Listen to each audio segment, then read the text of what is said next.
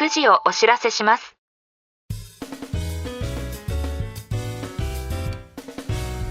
This program is Whiskey Radio, Drama FM. 時刻は午後9時を回りました。金曜日の夜のウイスキーラジオドラマ FM の時間です。お相手はナビゲーターのシーカーでお送りします。この番組ではウイスキーニュースをはじめ、バーで見かけたら一度召し上がっていただきたいウイスキーをご紹介していきます。ぜひお酒を飲みながらどうぞ最後までお付き合いください。今年で19周年を迎える丸の内ハウスにて、スコッチウイスキーザ・ディーコンとプレミアムラムブンブオリジナルを楽しめる期間限定プロモーションが実施されます。期間は2026年4月24日から5月24日までの1ヶ月間。そして初日には19周年を記念した特別イベントも開催されます。このイベントではテラスにザ・ディーコンのポップアップブースが登場し、ドリンクチケットでウイスキーを楽しめるほか、館内12店舗によるフードや DJ パフォーマンスなど、まさにナイトカルチャーとウイスキーが融合した空間が展開されます。さらに期間中は館内の各店舗で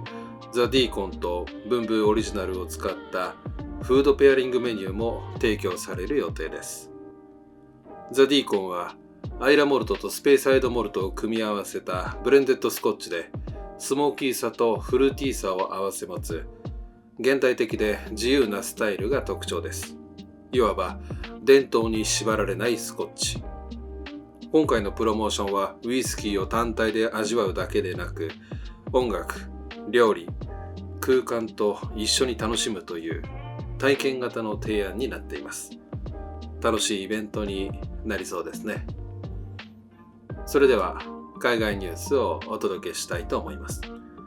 今回のニュースはスコットランドの中でも特に熱狂的なファンを持つウイスキー産地キャンベルタウンからの話題です。毎年5月に開催されるキャンベルタウンモルツフェスティバル。このイベントに合わせて老舗蒸留所グレンスコシアから2026年のフェスティバル限定ボトルがリリースされました。キャンベルタウンはかつてウイスキーの首都とも呼ばれ、最盛期には30以上の蒸留所が存在した歴史ある地域です。現在はわずか数カ所の蒸留所のみが稼働していますが、その分個性の強いウイスキーが生まれることで知られています。使用のニュアンス、オイリーな質感、そして独特のファンク。こうしたキャラクターを体現できるのがこのキャンベルタウンモルトフェスティバルの魅力です。そして毎年の大きな注目を集めるのが各蒸留所がこのイベントに合わせてリリースする限定ボトルです。中でも今年の注目がグレンスコシアのキャンベルタウンモルトフェスティバルエディション2026。このボトルはフェスティバルのために特別に設計された7年熟成のシングルモルトです。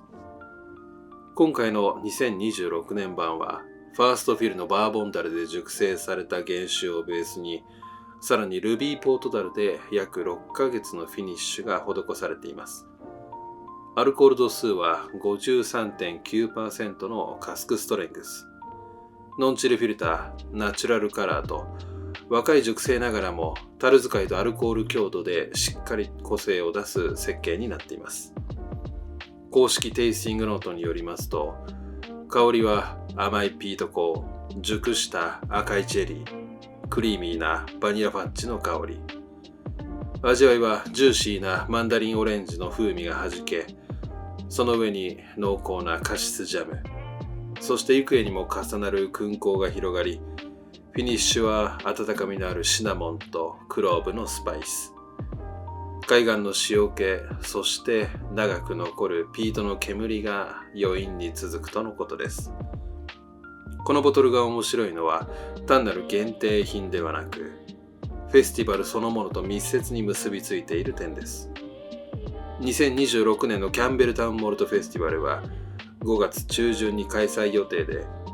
蒸留所見学やイベントとともにこのウイスキーをその場で体験することができ、土地、人、ウイスキーが一体となる体験型イベントになります。こうしたフェスティバル限定ボトルの人気は高く、理由はシンプルで、その年、その場所、その蒸留所の状態が一本のウイスキーとして記録されるからです。特にグレーンスコシアのように毎年異なるカスクや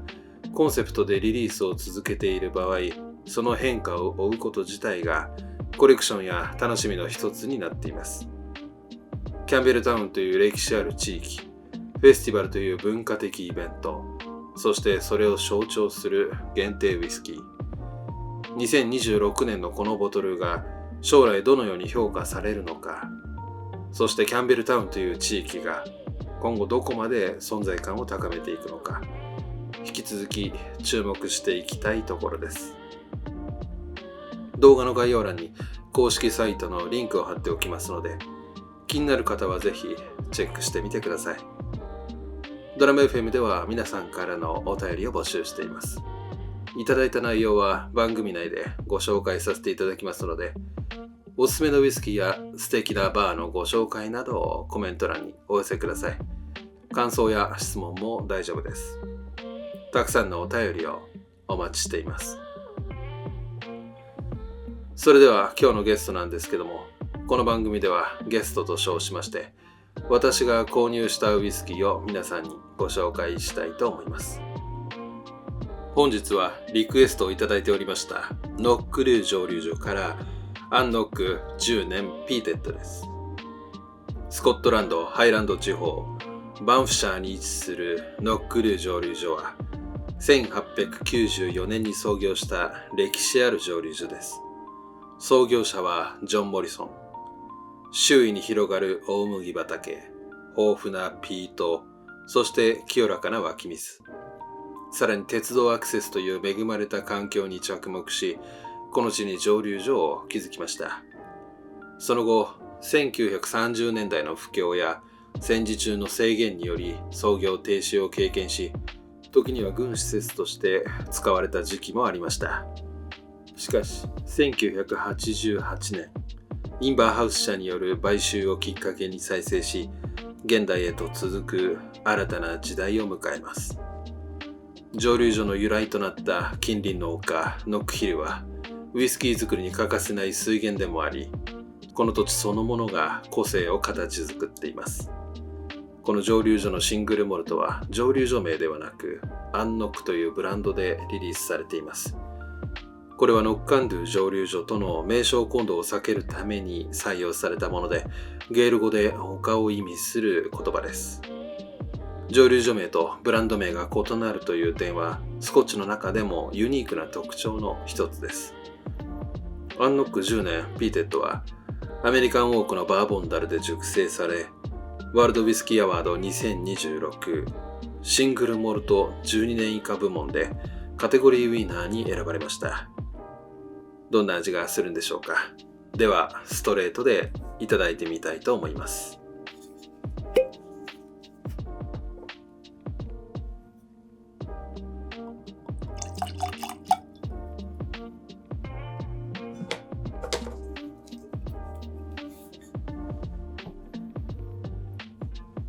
はい、注ぎ終わりました。色味は綺麗なゴールドですね。早速香りからいただいてみたいと思います。トップノートは灰や煙を思わせるピート。ミドルノートは蜂蜜の甘い香り。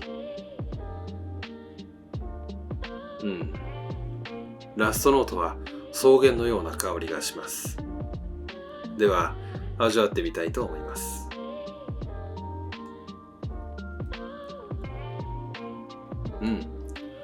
口当たりはスムースでボディはミディアム。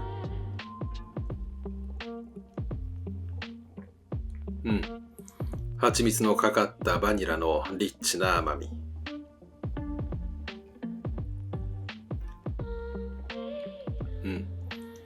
ピートの煙とかすかにユーカリ。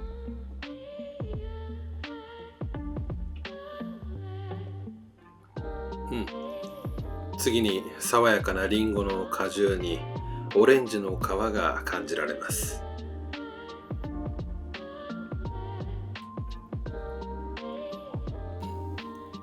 フィニッシュはホワイトペッパーにクローブのキック。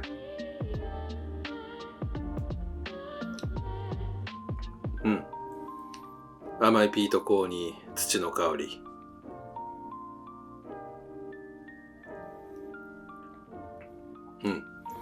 そして蜂蜜が余韻に程よく続きます。なかなかの完成度の高いウイスキーです。ハイランドピートが好きな方には必須のアイテムじゃないでしょうか。前半にリッチな甘みから後半にさっぱりとした果実味が来て、フィニッシュはそれほど長くなく、飲む手が止まらなくなる仕上がりです。ピートやスパイスも穏やかで、職人技の光るウイスキーでした。飲み方は選ばず楽しめると思います。これからの時期はソーダがいいかもしれません。もしバーで見かけることがありましたら、ぜひ召し上がってみてはいかがでしょうか。そろそろお時間となりました。次回のゲストは御嶽蒸留所からジャパニーズブレンデッドウイスキー日置をご紹介したいと思います。このラジオが気に入っていただけましたら、コメント、高評価、チャンネル登録をよろしくお願いします。それでは良い週末を。お相手はシーカーでした。